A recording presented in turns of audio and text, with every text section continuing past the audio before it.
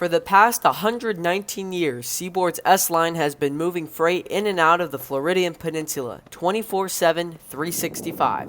This line, built in 1903, is still getting it done today, carrying Florida's commerce for yet another holiday season. Hello again, rail fans, and happy holidays. Welcome back to my neck of the woods, or CSX's S-Line through Central Florida. It's Monday, November 28th, 2022, and we're driving east towards Plant City for one of Ardent Mill's empty grain trains, departing Tampa just after 1 p.m. We land down at the Knight's defect detector, which is also the location of the distant to Knight's ABS signal, currently displaying a high green for our northbound. Just north of the signal is a switch that leads to an abandoned spur track that served an AmeriGas facility that's now been neglected and handed to the weeds. At one point, this industry was rail served. I believe they received tanks of propane, but that's just a guess. On the rails that are still used and polished every few hours, our northbound grain train is racing north and would pass us in seconds.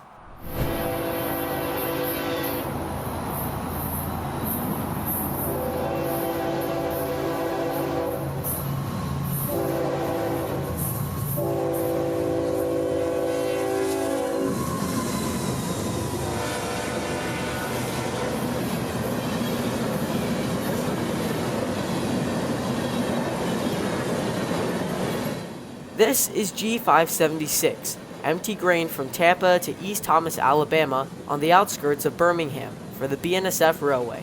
One thing I underestimated about this train would be his speed. This train smoked us. Through nights, 576 was already cruising around 55 miles per hour, and he'd only get faster. G576, 24, clear on the north end tonight, northbound. BNSF 6517.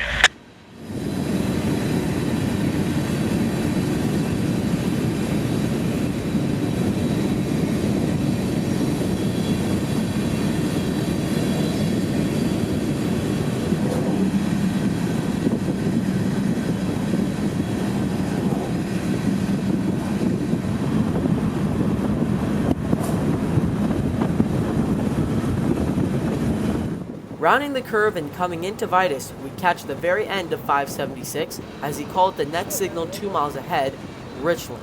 G576, 24, clear at Richland on the number 1 track, headed north with the BNSF 6517. He'd slow a bit as he rounded the curve, which gave us a chance to get ahead. And with a semi-open road, we'd scurry to the head, where we'd overtake the 2 BNSF locomotives at CP Ellerslie. G576, 24, clear. Ellerslie headed northbound on the BNSF 6517. Dade City would be our last spot, and a stop it would be. Jumping out of the car, we'd have no time for the tripod, as 576 was just feet away. Clear south in Dade City, we're headed north.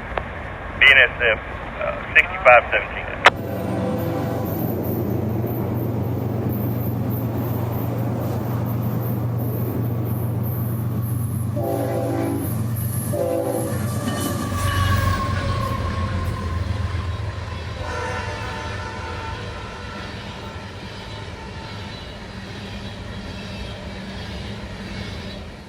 Well, other than the fact that this train was probably our hardest chase yet, our northbound grain train chase would be successful. These grain trains have been running on and off for the past year or so, and I'm glad I was able to catch both north and southbound versions. As with the railroad, you never know when things might change.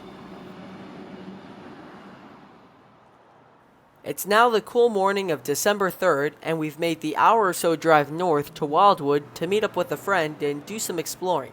I've only stopped in Wildwood briefly to catch trains, but never poked around to see the locations that are repeated commonly on the radio.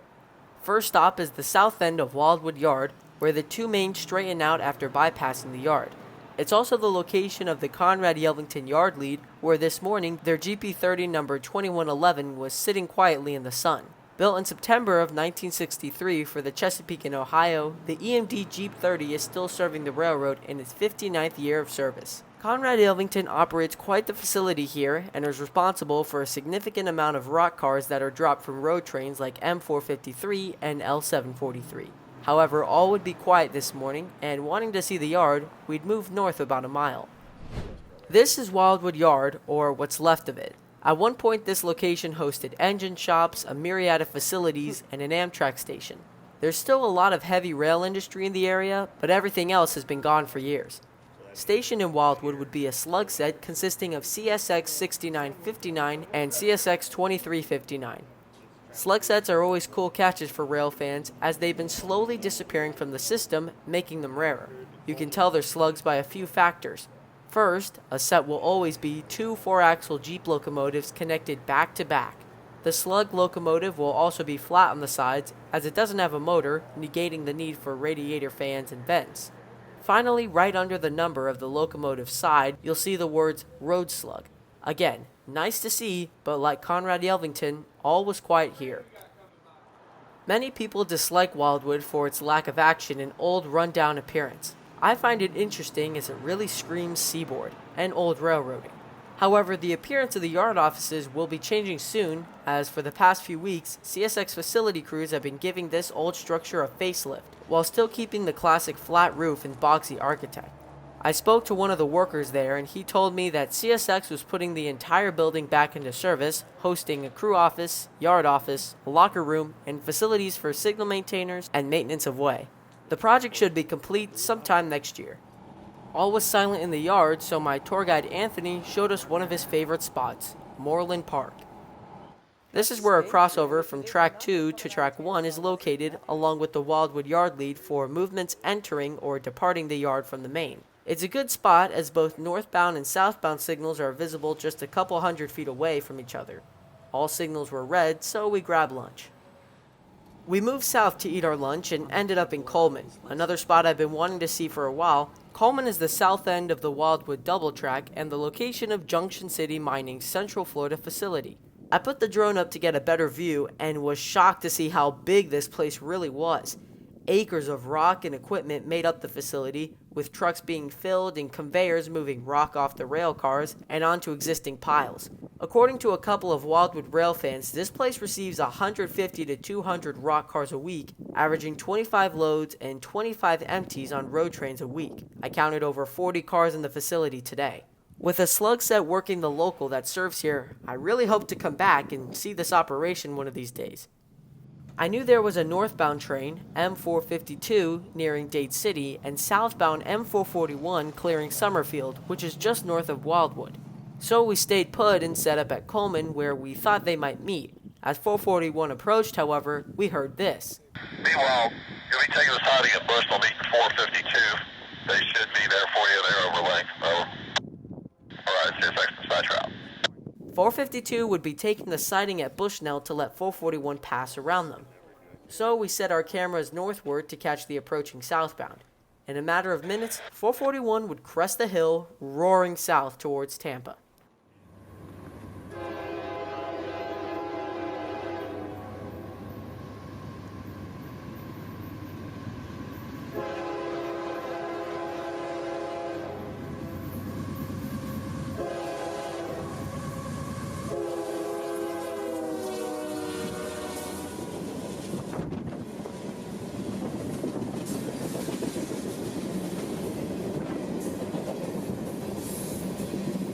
With two AC-44s powering this 8,500-foot train today, 441 would be a midday run and would have to dodge a couple of northbounds, one out of Winston and one out of Tampa.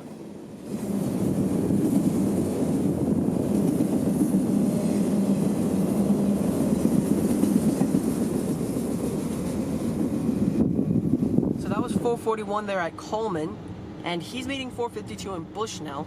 So we're heading down to Lake Panisofsky now to catch that 452 going north. All right, everybody, we're in Lake Panisofsky right now. Behind me is I-75. We got an M452 coming north. He just met 441 in Bushnell siding, and he should be coming north any minute now. And right in front of me is the Lake Panisofsky absolute signal. When the signal turns on, we'll know 452 is close, and I'll make sure to get a shot of it green. With the signal now green for 452, I'd set up on the little embankment just east of the signal, as I heard earlier in the day from a friend in Winston that 452 had 5 engines up front, which for CSX is a rarity. From the time the signal lit up to the train passing was about 3 minutes, and with the crossing gate garden that Lake Panasoffkee is known for, 452 would race north with 5 locomotives as advertised. TM 45203, locomotive 260, 3083, clear Lake Pan, northbound out.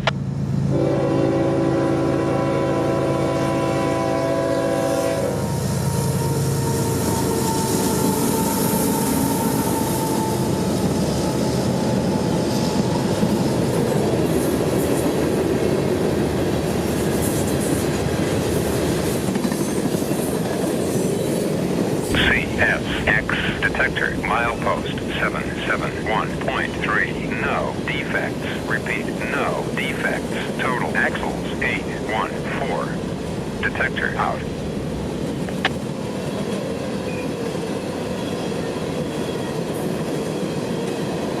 .452 would speed through Lake Pan with his 10,000 feet of train and trail, approaching Coleman with a diverging clear signal set for him. He'd be rolling onto track 2 to meet southbound train L743 departing Wildwood. 3 series faster, L74301.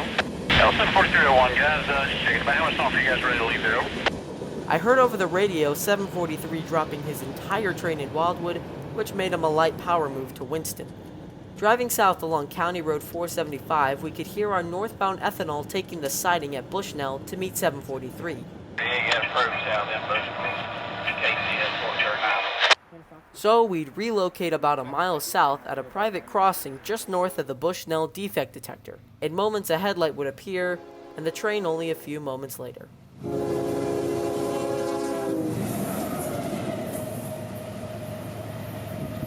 Detector, milepost 771.3, no defects. Repeat, no defects. Total axles 12. Detector out. It would take our speeding 743 only minutes to pass the northbound Ethanol train, and soon the headlight of a Kansas City Southern locomotive would appear. This catch would be special in the sense that I was actually planning on chasing this train south earlier in the morning with the same power, but it came in just after 3 a.m., too early for any rail fan. But Yeoman decided to turn and burn with the power and send it back out just 10 hours later on this northbound Ethanol. And so, after departing just after 1 p.m. and meeting 2 southbounds, B63802 would roar north using every bit of the 60 mph posted speed limit.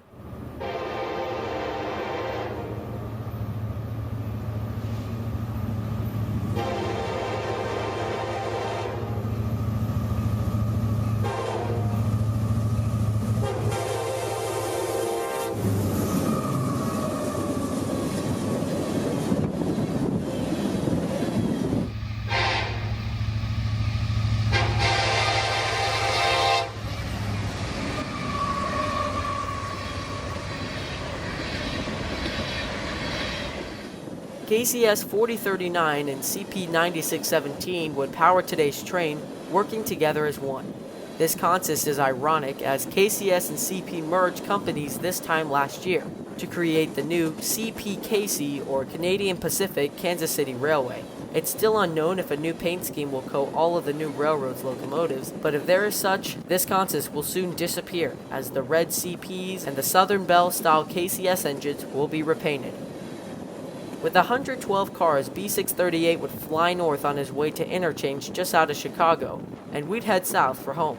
Here at the Bushnell defect detector, our day would end, as we didn't have all day and the S-line would settle down for the usual afternoon lull.